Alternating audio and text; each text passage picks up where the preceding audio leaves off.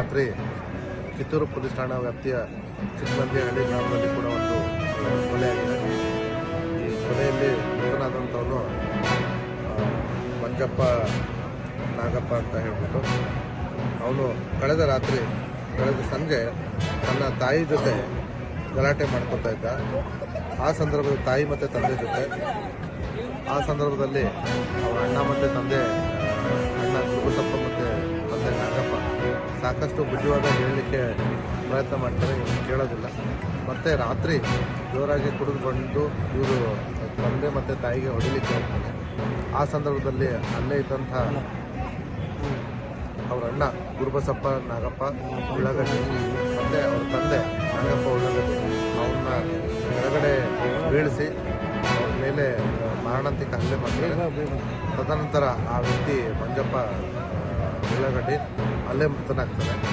ಈ ಒಂದು ಪ್ರಕರಣದಲ್ಲಿ ನಮ್ಮ ಪೊಲೀಸರು ಆಲ್ರೆಡಿ ತಂದೆ ನಾಗಪ್ಪ ಹಾಗೂ ಅಣ್ಣನಾದಂಥ ಗುರುಬಸಪ್ಪನನ್ನು ಆಲ್ರೆಡಿ ನಮ್ಮ ವಶಕ್ಕೆ ಪಡೆದುಕೊಂಡು ಕಾನೂನು ಪ್ರಕಾರ ವಿಚಾರಣೆ ಮಾಡ್ತಾರೆ.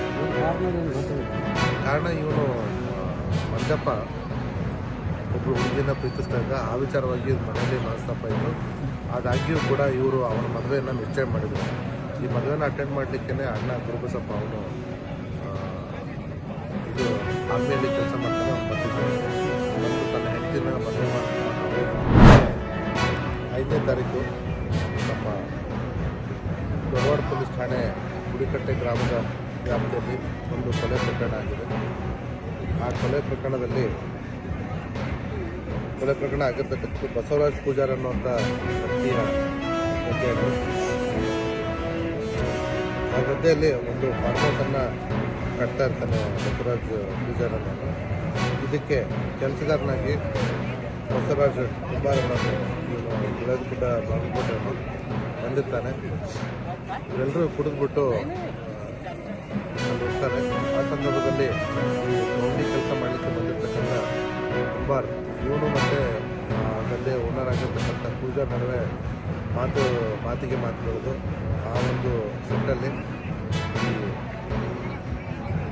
ಗದ್ದೆ ಓನರ್ ಇರ್ತಕ್ಕಂಥ ಪೂಜಾರ್ ಕುಂಬಾರ್ಗೆ ಅಲ್ಲೇ ಬಿದ್ದಿರ್ತಕ್ಕಂಥ ಕಲ್ಲಿನಿಂದ ಶಿಕ್ಷೆ ಕೊಲೆ ಮಾಡ್ತಾರೆ. ತುಂಬ ಭಯಾನಕವಾಗಿ ಕೊಲೆ ಮಾಡ್ತಾರೆ. ದೃಶ್ಯ. ತದನಂತರ ಆ ವ್ಯಕ್ತಿ ತಾನಾಗಿ ಪೊಲೀಸರಿಗೆ ಸರಣಿ ಕೂಡ ಆಗ್ತಾನೆ. ಈ ಪ್ರಕರಣದಲ್ಲಿ ಈಗಾಗಲೇ ನಾವು ಬಸವರಾಜ ಪೂಜಾರನ್ನ ಬಂಧಿಸಿ ಕಾನೂನು ನ್ಯಾಯಾಂಗ ಬಂಧನಕ್ಕೆ ಒಪ್ಪಿಸಿದ್ವಿ.